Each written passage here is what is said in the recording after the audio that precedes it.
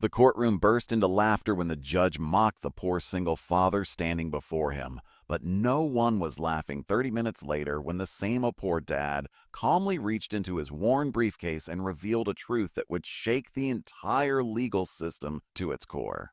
Stay with me, because by the end of this story, you'll question what power really means and who truly deserves respect. The morning sun filtered weakly through the tall courthouse windows, but inside Courtroom 7B, the air felt heavy and suffocating. Daniel Carter stood alone at the defendant's table, his hands resting on the scarred wooden surface. His plaid shirt was faded, his shoes scuffed, and exhaustion carved deep lines into his face. He hadn't slept much. Single fathers rarely did.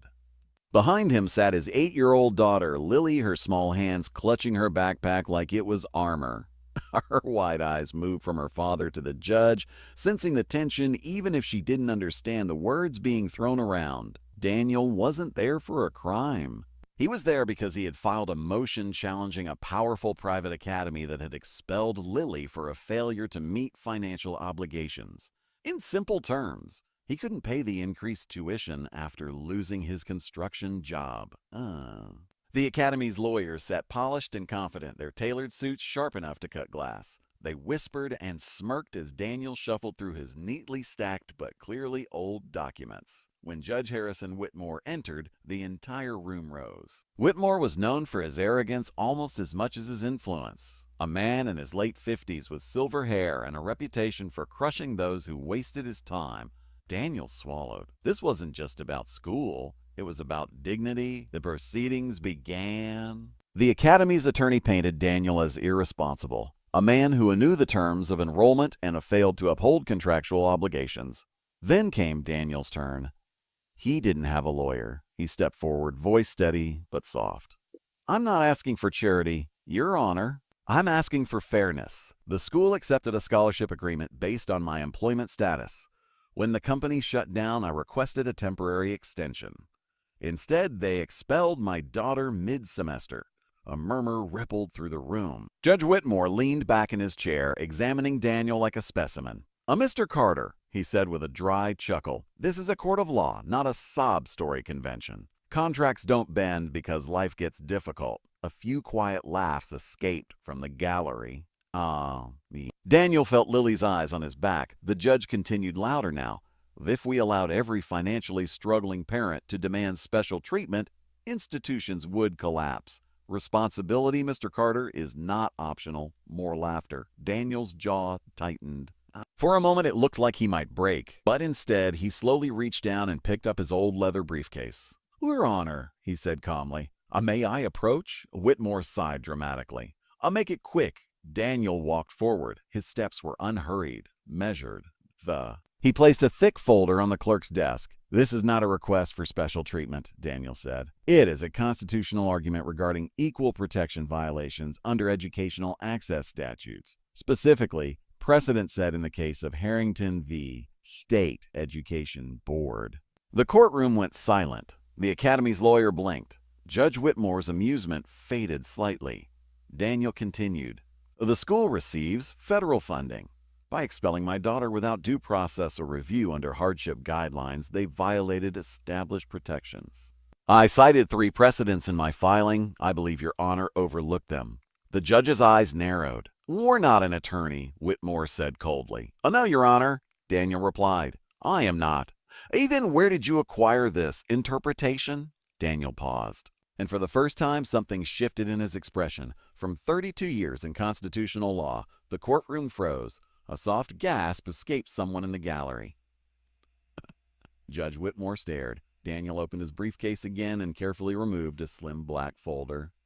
Inside was an official identification card. He held it up. "My name is Justice Daniel Carter," he said evenly, "Associate Justice of the United States Supreme Court. I have been on medical leave and requested anonymity during my daughter's enrollment for her safety and privacy." The room erupted. Whispers exploded like wildfire. The Academy's lawyer turned pale. Judge Whitmore's face drained of color. Daniel continued, voice calm but firm. "I did not reveal my position because I wanted my daughter treated like every other child. I wanted fairness, not privilege. But today, this courtroom laughed at a father asking for justice. Silence swallowed the room whole. Judge Whitmore slowly removed his glasses. There was no laughter now, only the sound of pride collapsing. Daniel turned, looking at Lily. She smiled at him, not because of the title, but because her father stood tall, and that, in her eyes, was always enough. But what happened next would shock even the seasoned reporters rushing to the courthouse steps, because Justice Carter wasn't finished, and what he exposed about power, prejudice, and pride would change more than just one little girl's future. News traveled fast. By afternoon, cameras crowded the courthouse steps. A Supreme Court justice disguised as poor single dad. The headlines wrote themselves. But Daniel didn't care about headlines. He cared about Lily. Inside chambers, Judge Whitmore requested a private conversation. The once confident man now stood stiffly behind his desk. "I was unaware of your identity," Whitmore said carefully. Daniel nodded. That was intentional. Whitmore cleared his throat. You must understand, the court operates on procedure.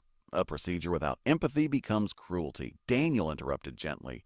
The words hung heavy. Whitmore exhaled. "I hide who you are?" he asked quietly. Daniel looked out the window. "Because my daughter lost her mother 3 years ago. Because when people see the robe, they treat us differently. I wanted her to grow up knowing respect isn't automatic. It's earned." He turned back. "And today, Your Honor, this court failed a simple test." Whitmore had no reply. Meanwhile, the Academy's board convened an emergency meeting. Within hours, Lily's expulsion was reversed. But Daniel didn't stop there.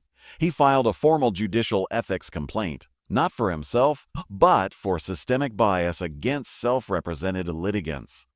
Over the following weeks, something remarkable happened. Public attention forced reforms. New guidelines were implemented to protect low-income families from abrupt expulsions in federally funded schools. Judge Whitmore issued a rare public statement acknowledging a lapse in courtroom decorum. But the most powerful moment didn't happen on camera. It happened at home. One quiet evening, Lily sat at the kitchen table doing homework. Daddy," she asked softly, "why did they laugh at you?" Daniel knelt beside her, as sometimes people laugh when they think someone is smaller than them, he said. "That makes them feel bigger." Lily frowned. "Oh, but you're not small." He smiled. "I know, sweetheart, and neither are you." She wrapped her arms around him. In that small apartment, far from marble columns and headlines, Daniel understood something profound. Power isn't in titles, it's in restraint. It's in choosing humility when you could demand reverence. Months later, Daniel returned to the Supreme Court bench.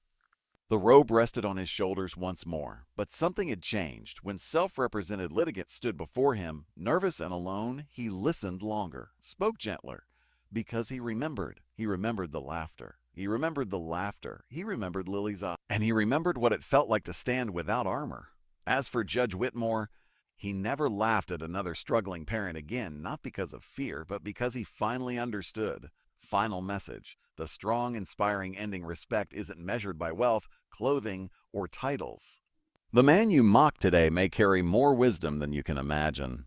The parent you underestimate may be fighting battles you'll never see. And true greatness, it doesn't announce itself. It stands quietly until it must rise. So the next time you're tempted to laugh at someone who looks a less than, remember Daniel Carter, because the most powerful people in the room are often the ones who don't need anyone to know it. And sometimes, the poorest man in the courtroom is the richest in character.